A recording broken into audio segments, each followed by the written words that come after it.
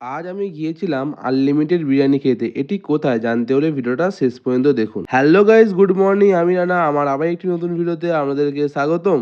আজ আমি সকাল সকাল বাড়ি থেকে বেরিয়ে গেছিলাম মাকে নিয়ে একটি গিফটের দোকানে, কারণ রাতে আমাদের একটি ভাইয়ের জন্মদিনে নিমন্ত্রণ ছিল। দোকানটা যেহেতু সেই সবে খুলছে, তাই জন্য আমাদেরকে কিছুক্ষণ ওয়েট করতে বলা হলো। তারপর এই দু থাকে টিফিন বক্সটা আমার খুব পছন্দ হয়। তারপর দোকানদার কাকুটিকে বললাম এই গিফটটিকে ভালোভাবে প্যাকেজিং করে দিন।